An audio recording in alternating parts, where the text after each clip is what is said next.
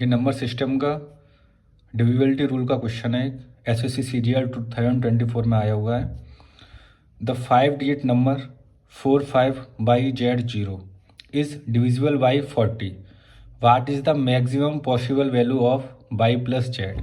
हमें by plus Z की maximum से मैक्सिमम पॉसिबल वैल्यू बतानी है, इसकी क्या हो सकती है।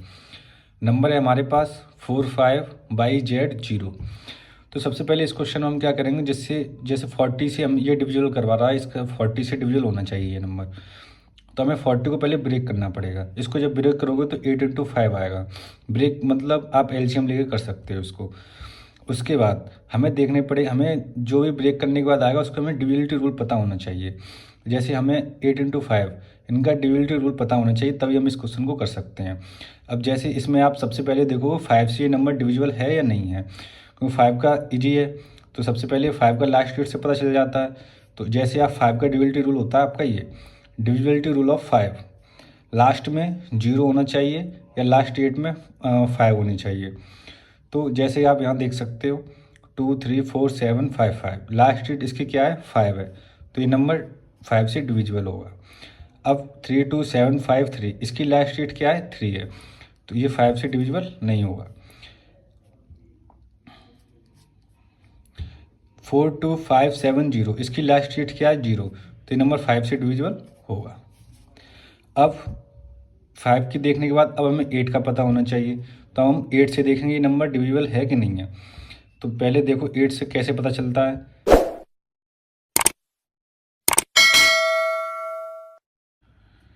Divisibility rule of 8।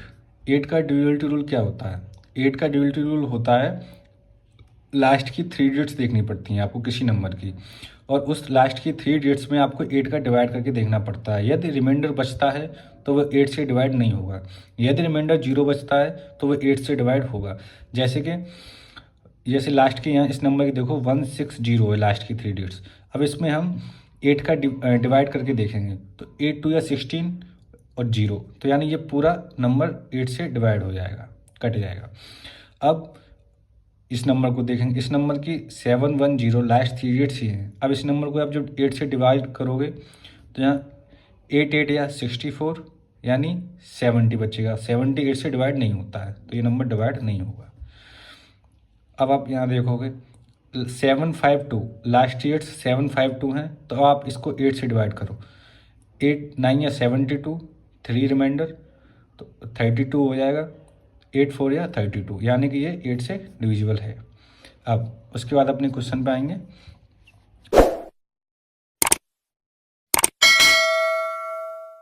Four 5/Z0।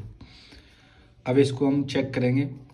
पहले 5 से हम देखेंगे तो लास्ट में 0 है, तो 5 से डिविजिबल हो जाएगा। अब हमें 8 का डिविजिबिलिटी बनानी है ऐसी कि इन दोनों पे मैक्सिमम से मैक्सिमम वैल्यू रख दें और ये 8 से डिविजिबल भी हो जाए। तो सबसे पहले हम बाई की वैल्यू लेंगे मैक्सिमम 9। अब उसके बाद हम जेड की वैल्यू चेक करेंगे, ऐसी कौन सी डेट रख सकते हैं यहाँ पे हम जिससे ये 8 से पूरा डिविजिबल हो जाए। तो मैं 6 मैक्सिमम, मतलब आप 1 से लेके 9 तक चेक करोगे ना, या 9 से लेके 1 तक, मतलब मैक्सिमम चाहिए तो 9 से लेके 1 तक ऐसे करना। तो इसमें आप जब डेट रख के देखोगे तो सिर्फ 6 ही एक ऐसी वैल्यू होगी जिससे ये 8 से डिविजिबल होगा। अब उसके बाद इनका आप सम करोगे तो 15 आएगा। लेकिन ऐसा नहीं करना कि जैसे ऑप्शन में 15 दे रखा हो आपने टिक मार दी, गलत हो जाएगा, क्योंकि मैक्सिमम वैल्यू की बात कर रहा है। आपको दूसरी कंडीशन भी चेक करके देखनी पड़ेगी।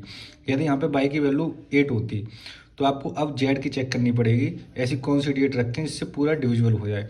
तो अब जब जेड की चेक करोगे तो जेड की वैल्यू 8 पे ही ऐसा होगा मैक्सिमम वैल्यू पे जहाँ ये डिविजिबल होगा। वैसे तो यहाँ 4 भी रख दोगे तब भी डिविजिबल हो जाएगा, लेकिन वो 4 वैल्यू फिर छोटी हो जाएगी, तो मैक्सिमम वैल्यू अपनी 8 होगी यहाँ पे। तो आप जब 8 8 रखोगे इसकी जगह तो आप चेक करोगे तो ये 8 से डिविजिबल हो जाएगा। कैसे, 8 1 या 8, 8 1 या 8 और 0 तो हो ही जाता है। ठीक है, इसका जब आप सम करोगे दोनों को तो 16 आएगा इसका सम। तुम्हारा आंसर 16 हो जाएगा इसका आंसर मैक्सिमम वैल्यू का। जो बच्चे 15 करेंगे वो गलत हो जाएगा उनका। तो यहाँ पे थोड़ा ये ध्यान देने वाली बात थी।